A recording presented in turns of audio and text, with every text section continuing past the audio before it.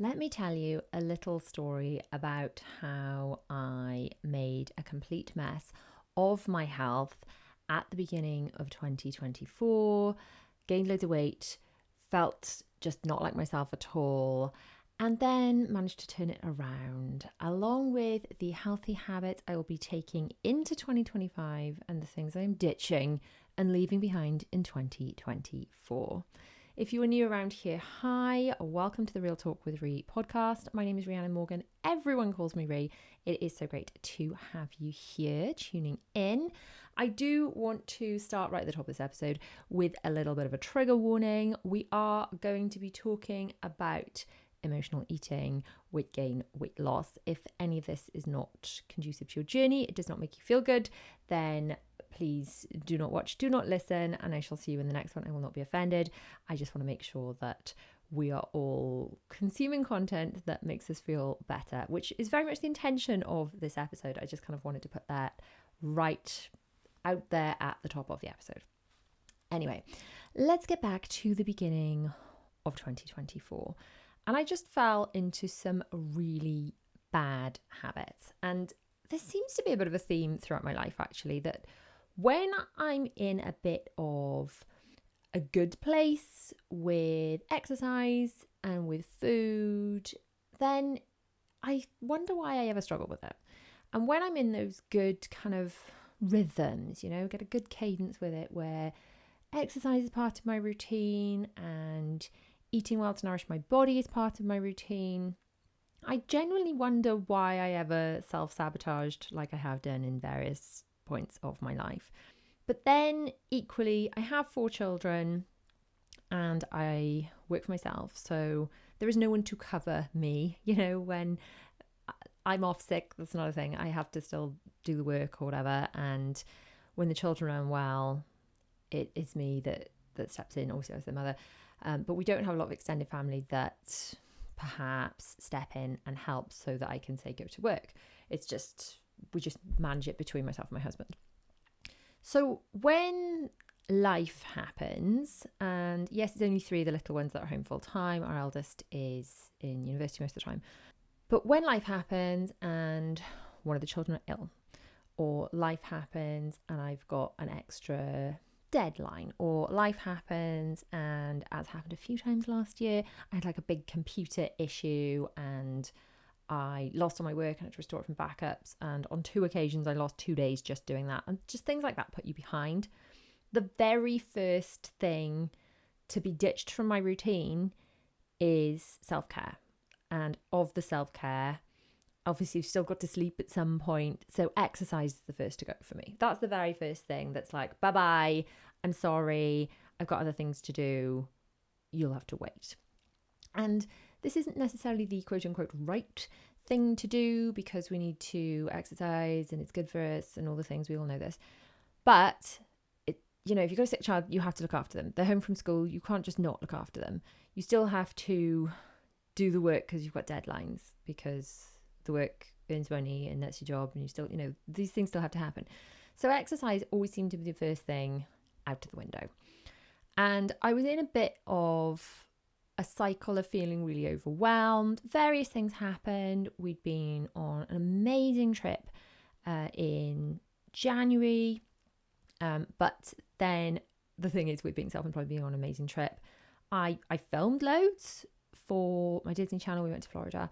So I filmed loads and loads, but then it meant I had a lot of work to do because I wasn't doing any computer work, any editing or anything while we were away. So I just had a kind of a backlog of work I needed to do, various, illness and things with the children. And I just felt behind. I felt like I didn't have enough hours in the day and I was not moving my body enough. Long story short, I was just not moving my body enough.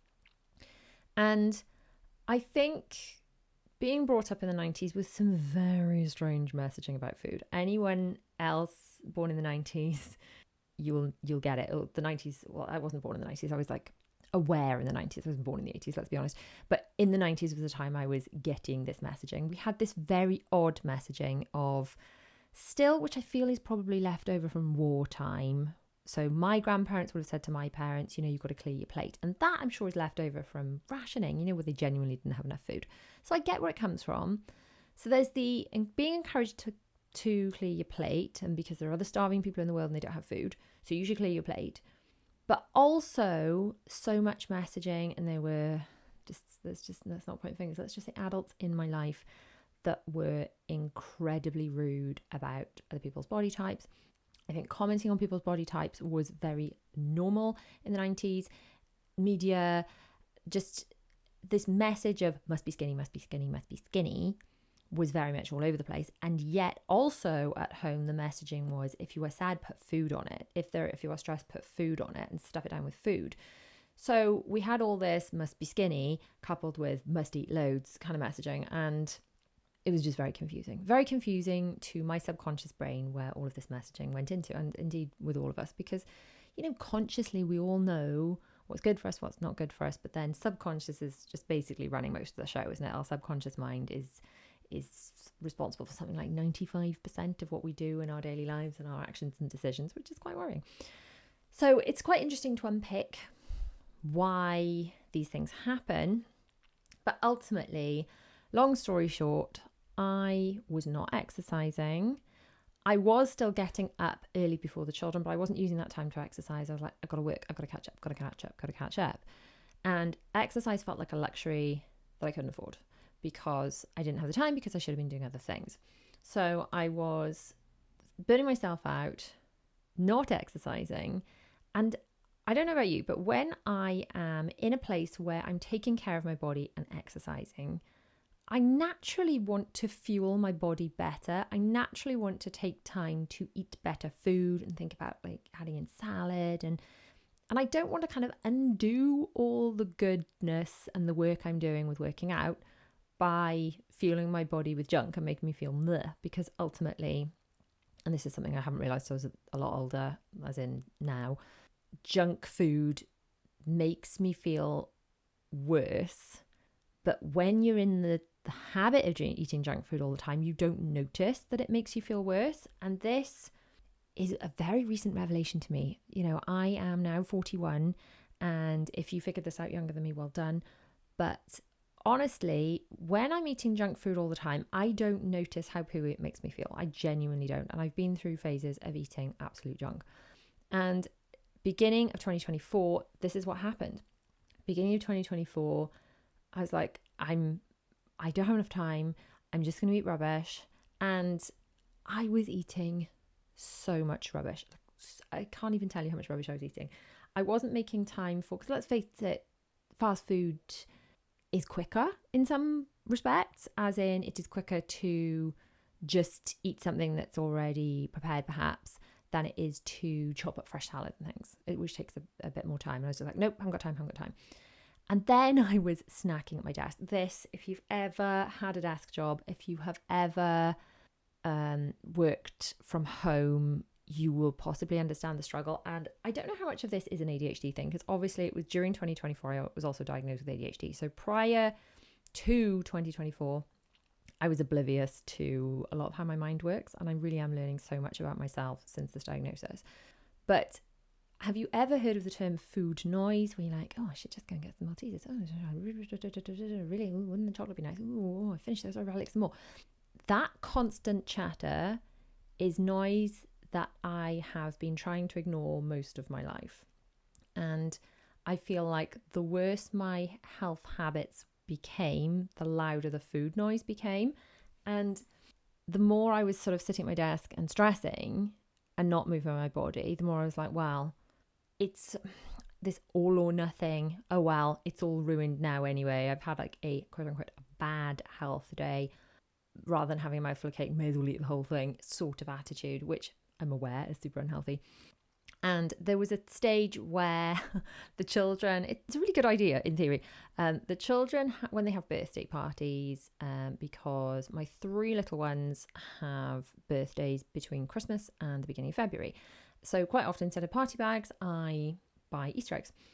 And I bought far too many, and then it's good to have Easter eggs in the house for in case someone shows up with Easter eggs for the children, you've got something to give back. Anyway, so we had this surplus of Easter eggs. And no word of a lie, I was eating at least one whole Easter egg at my desk to myself every day. I'm not proud of that, but I'm going to be honest with you, because hopefully I mean, hopefully this isn't a rut that you're stuck in.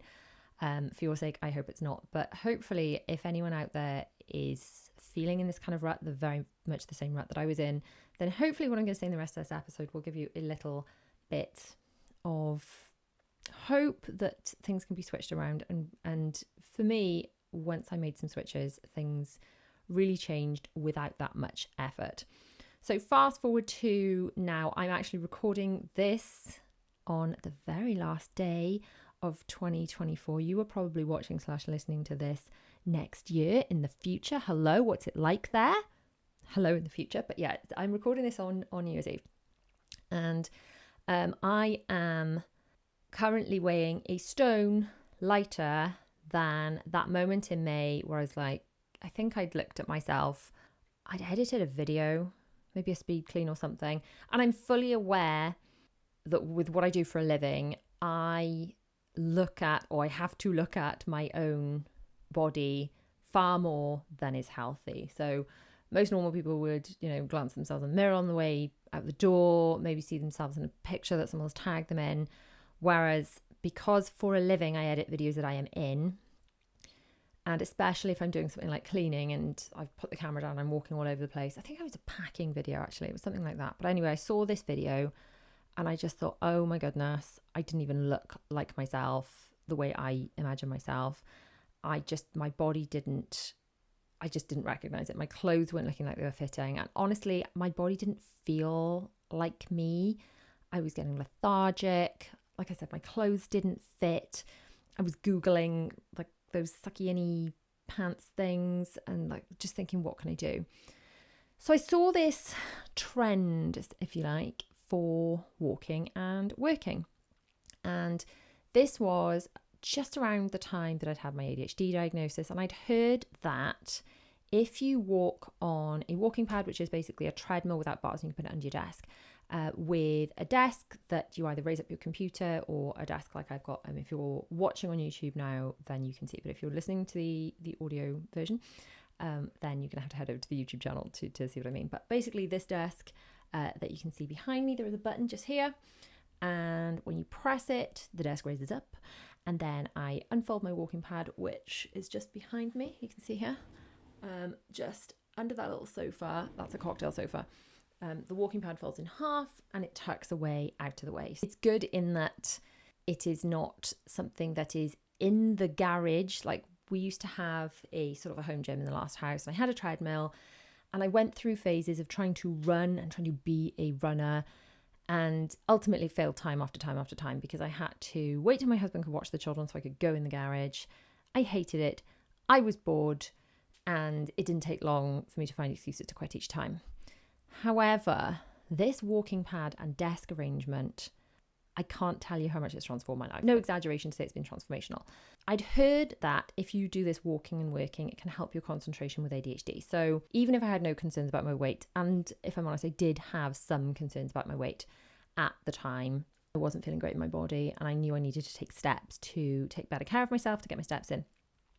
And getting steps in is amazing, by the way, because according to my physio, who is amazing, she comes to fix my neck every now and again, but running, she sees loads of runners and they've got damaged knees and all these things. She said walking is just the best. It's amazing for your heart.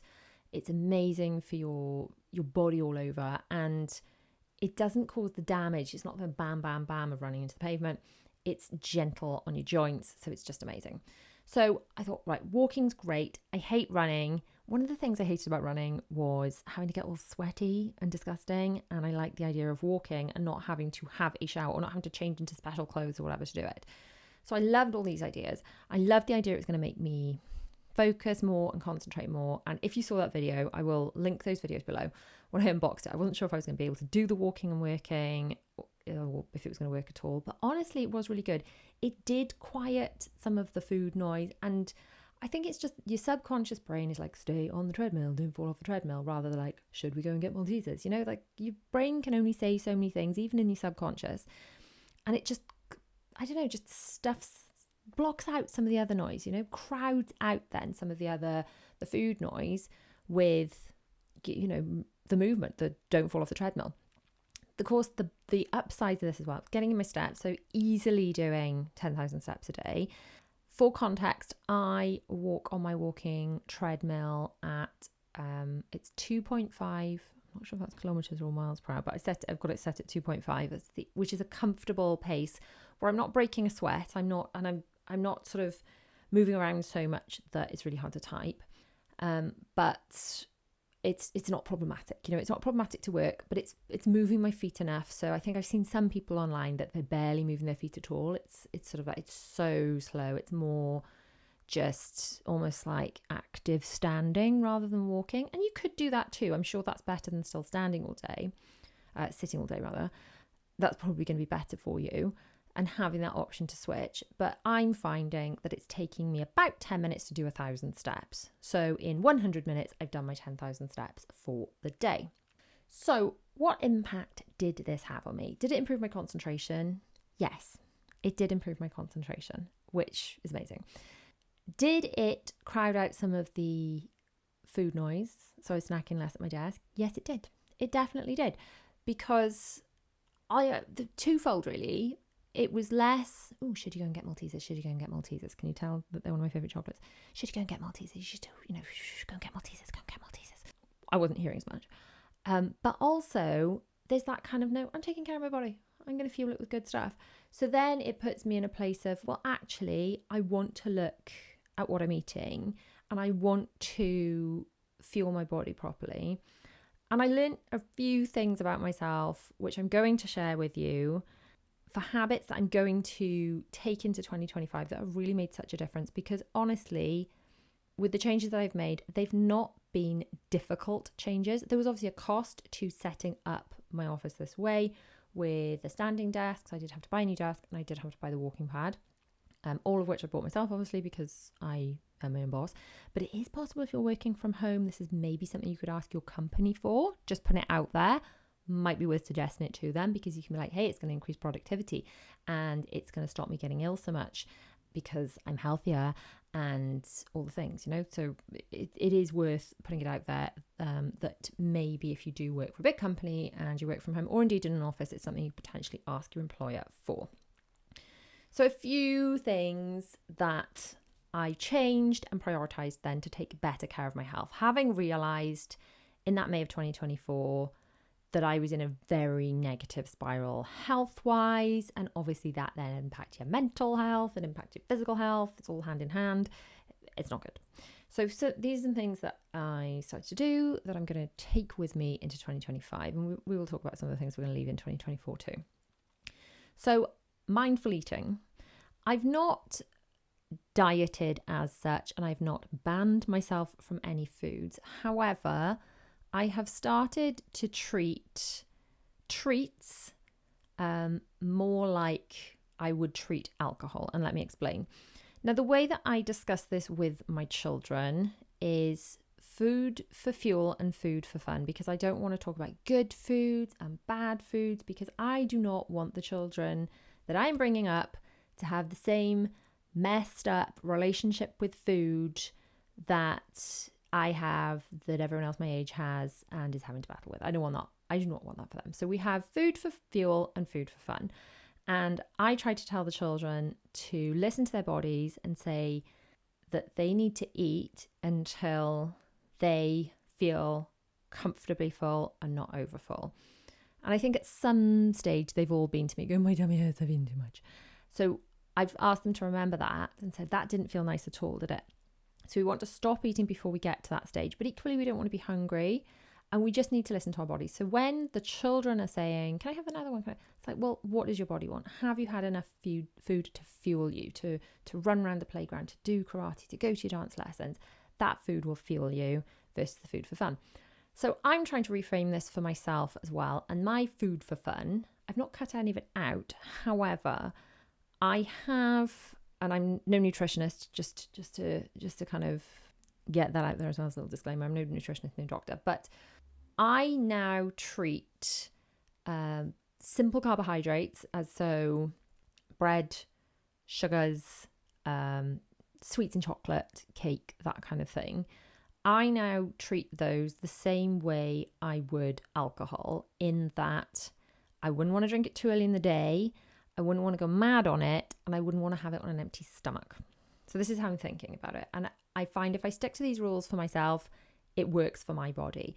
I find if I have bread, cake, chocolate, that kind of thing, earlier in the day on a reasonably empty stomach, I get a wicked sugar crash quite quickly. Now, this is only something I've noticed when I'm taking better care of my body. And I don't know if it didn't happen years ago because I was younger, because I was more resilient. I used to, because I have dieted on and off years ago, especially after having children and things. And I used to calorie count, and I used to think a calorie is a calorie. Is a calorie is a calorie. And therefore I'd be like, well, for my calories, I'm going to have chocolate cake for lunch because that's what I want. And a calorie is a calorie. And as long as I stay within these calories, then that's the way it is. I no longer see it that way. And I know that now, if I am eating junk food, as in the food for fun, as opposed to the food for fuel, if I'm eating that too early in the day on an empty stomach, I'm going to suffer for it later. I'm not going to feel good. I'm going to have a sugar crash. I will literally probably feel a bit jittery, and I'm just going to be sort of desperate for another fix of sugar. And I don't want to feel like that. That feels horrible. And I've really been trying to get this into my mind about certain foods make me feel certain ways, and certain foods are going to fill me up and give me the fuel for my mind and my body. And certain foods are just sort of going to punish me a little bit if I eat too much of them, or eat them at the wrong times of the day. So if I am to eat a bag of Maltesers after dinner, it has almost no impact on me. I don't feel shaky afterwards. If, however, I had that bag of Maltesers instead of my lunch, which years ago was something I have done, don't do that at home, kids. It's not good. But if I did that now, I would feel so rough after that. I would feel like starving and shaky, because you get that quick hit of sugar and then it drops off fast and you feel pooey. So what I've been doing is, just if I want those things, say, well, I'll just have them later on. I won't have them earlier on in the day. Focus on protein heavy lunch, adding absolutely bucket loads of salad to everything I eat, because I find it keeps my digestion just feeling better. It just makes me feel better in my body when I do that. And really listening to my body. And one of the hardest things is, it's very simple really, but just listening to my body and trying to tell the children to do what I should be doing anyway, which is just stop when you're full. Don't clear your plate. Eat until you're done, not until it's gone. Because if you're eating until it's gone, you're not listening to those cues in your body, and you're just going to end up feeling horrible, overstuffed, and then like, oh, I can't move, and then I feel lethargic, and it's just not fun at all. It's not fun for anyone. Something else that I have been doing in 2024, which is so important, especially if you're on a bit of a health kit weight loss journey, is prioritising sleep. This sounds very boring, I'm aware, but ultimately, without sleep, we can't repair. We're going to feel pooey. We're not going to have the energy to do what we want to do in the days. We're not going to be able to focus, and the wheels are going to come off it all. So really, I get up early because I know that's when I'm at my most productive. I can get things done. I know first thing in the morning, I like to eat the frog. I like to get the biggest tasks done. I like to know, even if the wheels come off the rest of the day, because then one of the children stays home from school and something happens, at least I've got something done. And I know I've got that feeling of achievement. So I love to get a big work task done or exercise done first thing in the morning. And it's really nice to do that in the early morning routine when the rest of the house is still sleeping. You've actually got some time to yourself. So because I'm getting up early to do that, ultimately I just need to make sure I go to bed at a sensible time. And that means going to bed not at the time at which I need to go to sleep, but going to bed before that. Because actually, when my husband goes to bed, he says, I'm going to bed now. And he walks up the stairs and gets into bed and goes to sleep. I say I'm going to bed now. And I go and wash up my drink bottle, and then I sort some washing, and then I tidy up, and then I go and check on the child. You don't go straight to bed, do you, as a mum? It's not what happens. And I always try and shower super early in the evening, much earlier than I go to bed. I shower generally when I'm chucking the girls in the bath, so that, personally, I just find that showering wakes me up. So I've just had enough time to kind of wind down. But then I still want to go upstairs in plenty of time to calmly clean my teeth, apply some skincare, read a little bit. I have got into a habit again of reading fiction before bed. I find reading non-fiction just wakes me up because I'm like, oh, ideas for my business. But reading fiction really helps to switch off my brain. But just going to bed early, it is very boring. And sometimes I feel guilty. My husband's like, are you going to bed early again? It's like, yeah, but I get up so much earlier than you. So I have to in order to take care of myself. So I'm having to learn to just say, sorry, yes, I am. I'm going to bed for my self-care. But that is something that I definitely want to carry on doing in 2025 because it really makes a difference.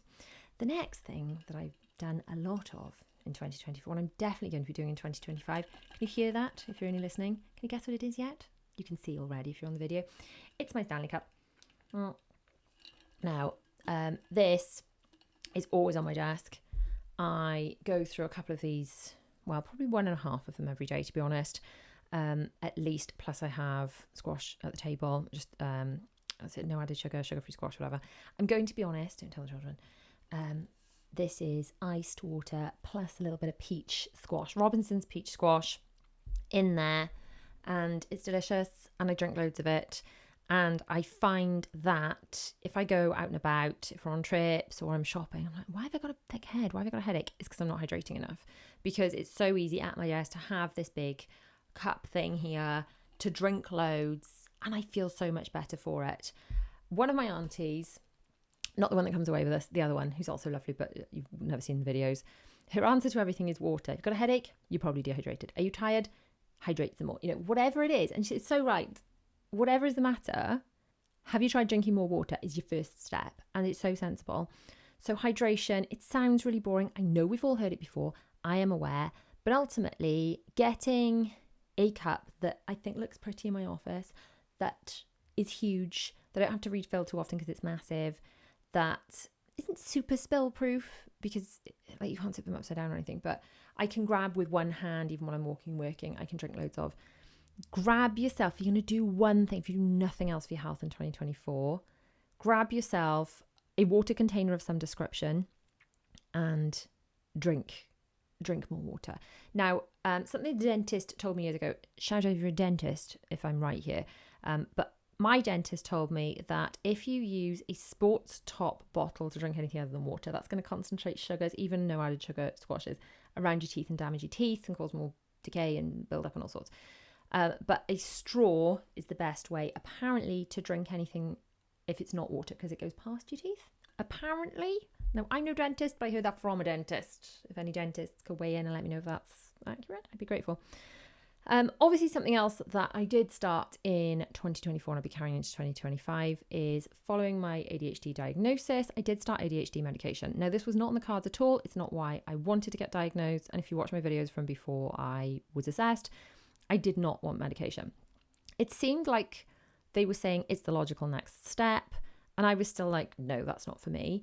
But then so many of you guys actually in the comments were like, well, if they're saying it would help you, why are you saying no? You know, and I've always thought if you need something, you know, if you need an antidepressant to make you feel better, then don't let some stigma stop you from taking it. If you needed insulin because you had diabetes, it's slightly different because obviously you couldn't continue to live properly, but you wouldn't say, oh no, I don't want that insulin, would you? You just wouldn't. So I realised I was being a bit closed-minded about it and I just decided to give it a go. So was it either July or August of 2024 I started ADHD medication. Now, I know some of you might be thinking, oh, well, maybe that's why you lost weight. But ultimately, most of the weight that I lost was before I started the ADHD medication. And I would honestly attribute it mostly to the walking and working at my walking desk, because ultimately I now didn't have to carve out time to exercise because my exercise was while I was working. So the work had to be prioritised, but that's fine because I can walk and work at the same time. Obviously, I'm sitting, filming, talking to you. I'm not walking and working at the same time, but this is a short portion of my day compared to the editing and all the stuff that goes on behind the scenes, which is the large chunk of my day. So for me, that over the ADHD medication, because I know ADHD medication can technically make some people lose weight. Has it had some sort of an impact? I don't know, maybe, but I believe that I was kind of getting back into more like my shape, more like feeling like my own body before that anyway. So another kind of thing that I kind of want to take into 2025 is doing movement that works for me. So I decided quite some time ago that I'm going to stop trying to be a runner. I love the idea in theory of being a runner, but the practice of running I hate. And I used to dance growing up. And it's funny because all the other people, even the ones I'm still in touch with now, say, oh, I can't run, I hate running. I don't know if it's like a dancer thing. I don't know. I always found it boring. I always found it challenging. And the other thing is you just literally, I feel like after you've tried to do any form of running, you have to go and have a shower because you're absolutely dripping sweat. It's not for me, okay? It's not for me. It's not for me. This walking and working just seems to tick all the boxes for me. However, I do feel like I need to make sure that I am doing other exercise as well as walking too. I do have a problem where I don't know whether it's just like I carry tension in my shoulders. It's not happening as much since I've been doing this sit stand thing, because obviously sometimes I'm sitting at my desk like this, typing, sometimes I'm standing up, sometimes I'm walking and working. So I'm not getting as many physio related problems, as in problems that need physio to be fixed, as I was getting before the sit stand desk. I was getting like this pain in my right elbow from using a mouse, I guess always in the same position. I've switched that up slightly, partly because I actually now use a trackpad in one hand and a mouse in the other hand, which spreads the load a bit on the actions I'm taking, I guess. And this tendon, I don't know, tendon, is that's what's in my arm? I'm not sure. But that actually is one of the things I've done. But then obviously the sitting and standing does just naturally shift my position.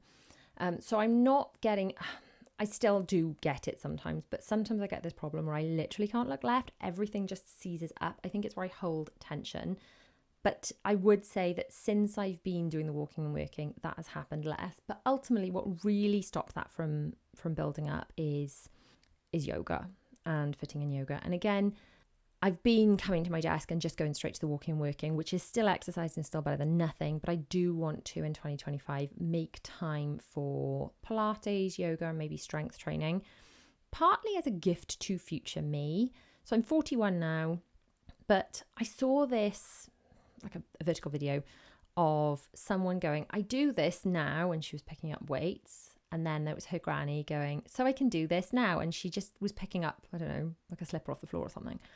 But that really spoke to me of, if I can look after my body now with strength training, yoga, Pilates, whatever it is, then I am going to be fitter and healthier. And I'm not talking like running marathons or anything, but just when my children in many, many, many, many years' time have their own children, then I want to be able to like help them. I want to be active and fit enough and healthy enough to do that. So really, fitting in those things is like a gift to future me and not just about, how will I fit into my clothes today? So it's a much bigger picture thing. Something else I'd love to do, whether I'll be able to fit it in or not, is maybe start doing a dance class. The girls' ballet teacher is talking about maybe doing an adult ballet class. I'd love that. Years ago, I did used to teach dance fitness classes. I did a qualification in it. And that is something I did for a number of years.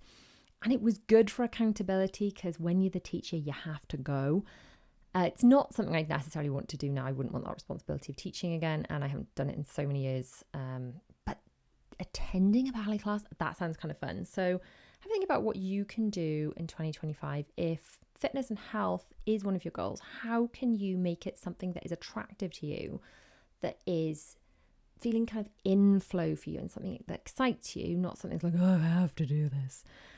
The other thing that I did in 2025 was invest in not especially expensive, not cheap, but nice fitness activewear. I've got pairs of leggings with pockets. I found the exact ones that are flipping perfect. They're great for exercising. They're great for just wearing with everything. My phone goes in the pocket. I will link them below. I'm flipping obsessed with them. But just those... I've got these like sweatpants things that I can wear either with those or over those, and these kind of they're like bra tops, but they're also fitness tops, so I wear them under my clothes as bra tops, or you can wear them on their own for fitness. And if you have got the gear to be like, I'm getting up and I'm putting this stuff on. I don't know about you, but it just puts me in that frame of mind of like, I am a healthy person. So it's not, I am trying to get fit. I am trying to lose weight. It's, I am the type of person that works out. I am the type of person that is fit and healthy, you know? And it's that mindset shift. But also it's another like barrier to exercise gone. If you are dressed in things that are appropriate to wear that you can exercise in at any given time, then you're a lot more likely to do exercise because you're less likely to be like, oh, I can't bother to go and find something to wear. It's there. So, I mean, it's easy for me. I work from home, so I can wear whatever I want. But that was a bit of a game changer for me, and I'm going to keep doing that in 2025 too. I have started doing therapy again and business coaching in 2024. And I'm going to let you into a little secret. Business coaching is like therapy and therapy is like business coaching. And in brief, whatever we are doing as adults or whatever we're worried about doing or whatever habit that we've got that we're struggling to stick to or habit that we've got that's less than positive is probably to do with something in your childhood, something that happened at school, something that happened with your parents. And unpicking that is really, really helpful. Just things like knowing that these unhealthy messages we have about food and where they came from and understanding that can help us to kind of clean them out of our minds and to stop letting them bother us now. So if you are struggling to stick to a habit, I would highly suggest having some sessions of therapy. Highly suggest. In fact, I dare you to show me anyone in the world that couldn't benefit from therapy in some shape. Other than very small children who no one has corrupted yet, any adult, there's probably something you can mentally tidy up. And the best way I heard it described was, I think it was, is her name Kerry Washington, who's the actress that plays Olivia Pope in Scandal. And she said that she's had the same therapist for, 16 years or something. I can't remember exactly. And someone said, oh, that can't be very good then, you've been having to go for 16 years. Do you think maybe you should get a new therapist? Or they must be rubbish. And she said, well, no, you wouldn't say I need to go to the gym once. It's not one and done. You have to keep doing it. It's like you have to keep at it. You exercise your mental health the same as you would exercise for your physical health. And I totally agree with that. And I would love it if we could move forward and normalize therapy, normalize taking care of our mental health for our children. Imagine like John and I would imagine a world where as something happened, rather than letting it fester in our minds, we tidied it up and we decluttered it and then we moved on and we didn't let it get to us. Imagine that would be like in our house. So imagine your mind's a house and something happens, someone's mean to you in school, someone's mean to you in work, something bad happens, you feel bad about yourself, you feel like you messed up. And instead of taking that piece of rubbish, so that thing that happened is a piece of rubbish, it's not helpful to you, it's a piece of rubbish. Instead of taking that rubbish and putting it in the bin or the recycling and removing it from the property, you stuff it all in a cupboard or you shove it under the rug. Your house is going to get really, really messy really, really quickly, and there's going to be so much to tidy up and it's going to cause so many other problems. And that's what's going on in our minds if we don't tidy them up. So ultimately, if you have got a goal that you want to work on in 2025, if it's your business, if it is health, if it is anything at all, even if it's decluttering your house, chances are there is something holding you back that either a therapist, a business coach, a life coach would be able to help you out with. And honestly, therapy is like business coaching and business coaching is like therapy. It's all just tidying up what's going on in here, in our minds, and removing what's not helpful so that we can move on to live our best lives and be our best selves. So I'm taking the good stuff into 2025. I'm going to try and leave behind in 2024 beating myself up for things because it's totally unhelpful. Emotional eating. I would like to say I've said goodbye to that for good. That is a bold statement because it's something I've struggled with my whole life, but watch the space. Watch the space. And I'm just going to try and take into 2024 doing more kind of magical moment things and leave behind overscheduling every moment of my waking day to have to be productive, because that's not very helpful. I'm going to take into 2025 trying to schedule in some downtime the way that I schedule in work and time block work in my calendar. And that is what I'm going to try and do. I feel like we do have amazing memories and amazing trips and things. I'm very blessed and very lucky to be able to take my children to do amazing things and have amazing experiences when we're on these trips. But I think what I struggle with is having downtime at home. And that's something I definitely want to work on in 2025. And I'm just going to stick with what's been working. Honestly, the walking working, it's been working. The eating loads more salad, it's been working. Leading with protein first, eating my food for fun later, it's been working. So I'm going to keep with a lot more of that. Let me know, what are you going to be leaving in 2024 and what are you welcoming into 2025? What are you going to take into 2025? What are you going to pick up in 2025? I would love to hear it.